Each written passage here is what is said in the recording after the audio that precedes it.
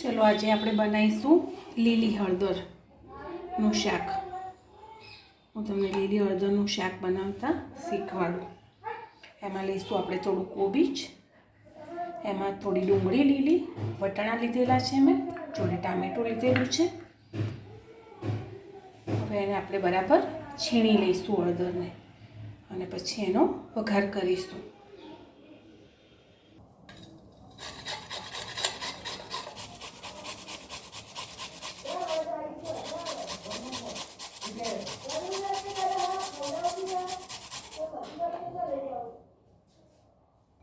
આ રીતે આપણે બધી લીલી હળદર છીણી લીધી છે।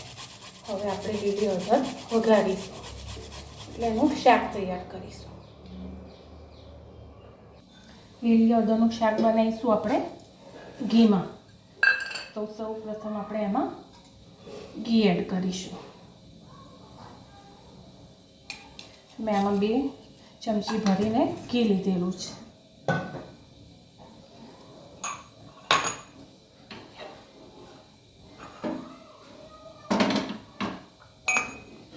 એમાં આપણે એડ કરીશું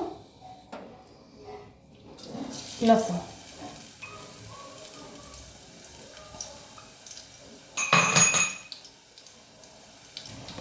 લસણ થોડું ગોલ્ડન બ્રાઉન થઈ જાય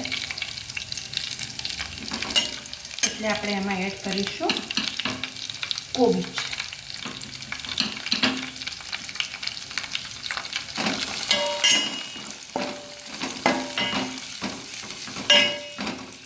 કોબીજને થોડું આપણે સાંતળી લઈશું।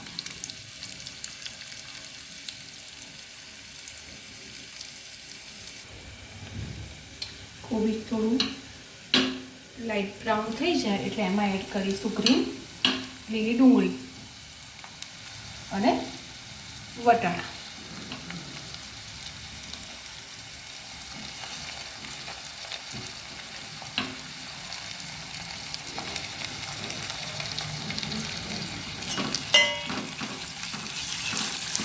આ બરાબર થોડું ચડી જાય એના પછી આપણે અંદર હળદી એડ કરવાની છે। થોડું થોડું તેલ છૂટું પડે છે તો હવે આપણે અંદર એડ કરીશું બધા મસાલા। સૌ પ્રથમ થોડીક લીલી હળદરનું શાક છે એટલે આમાં બહુ હળદરની જરૂર પડશે નહીં। એમાં એડ કરીશું ધાણા જીરું, એમાં થોડું એડ કરીશું લાલ મરચું અને થોડુંક કરીશું ગરમ મસાલો અને થોડું મીઠું। હવે આ બધા મસાલા આપણે હલાવી દઈશું।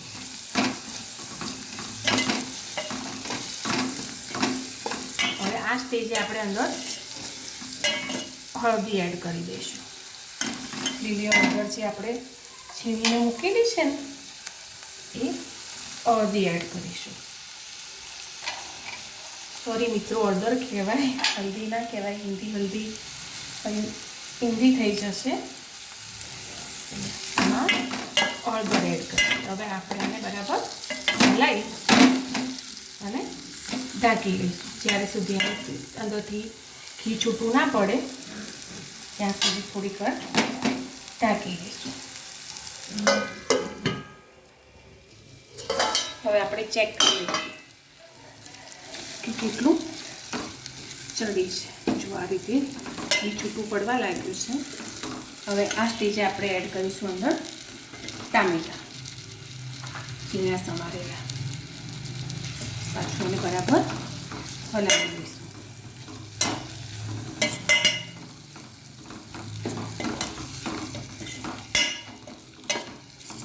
એમાં થોડું કરીશું પાણી એડ।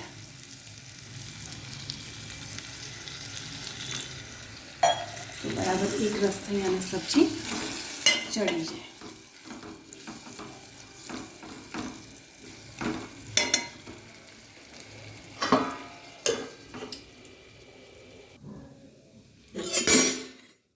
આ રીતે થોડા કાજુ ફ્રાય કરી અને લાસ્ટમાં પછી અંદર ઉમેરવાના હળદીની શાકમાં, હળદરના શાકમાં, સોરી।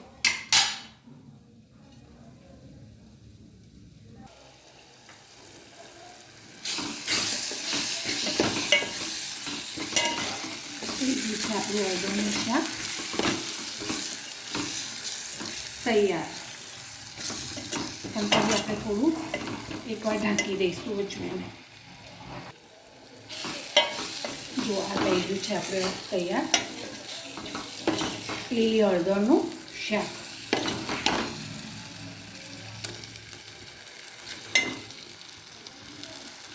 જો કેવું ઘી છૂટું પડ્યું છે અંદર. હવે એમાં નાખીશું થોડી કોથમીર અને થોડા કાજુ. બરાબર મિક્સ કરી દઈશું. આ છે લીલી હળદરનું શાક. લોકો એકલી હળદર બી કરતા હોય છે, પણ એનો ટેસ્ટ થોડો ઓકવર્ડ લાગે, એટલે આપણે અંદર ટામેટાં, થોડું ઝીણું સમારેલું કોબીજ, વટાણા બધું મિક્સ કરીને બનાવ્યું છે. હવે આની જોડે આપણે ખાવા બનાવીશું કોવા રોટલી રાજસ્થાની, કારણ કે શાક બી રાજસ્થાની જ છે. હળદરનું શાક આપણે લોકો અહીંયા બહુ નથી બનાવતા. આ છે હળદરનું શાક, લીલી હળદરનું શાક. હવે બનાવીશું આપણે જોડે રોટલી. એની જોડે ખાવા આપણે હળદરના શાક જોડે ખાવા બનાવીશું ખોબા રોટલી, કારણ કે આ છે રાજસ્થાની શાક, લોકો રાજસ્થાનમાં વધારે બનાવે, તો આપણે એના જોડે બનાવીશું ખોબા રોટલી.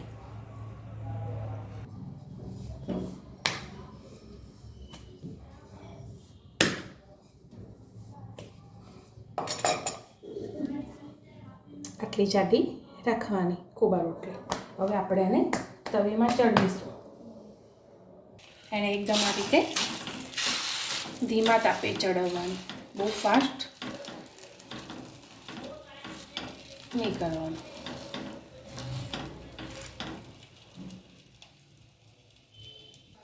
પછી આપણું હળદરનું શાક.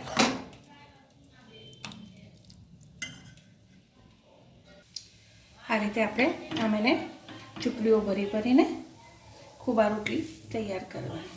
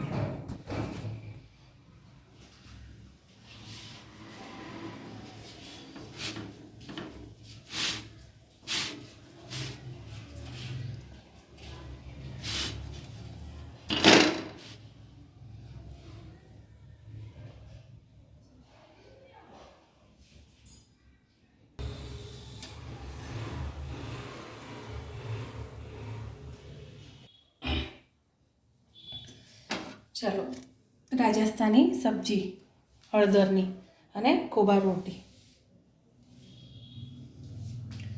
Thank you friends, bye. હું તમને એક બાઈટ લઈને કહું કેવું બન્યું છે.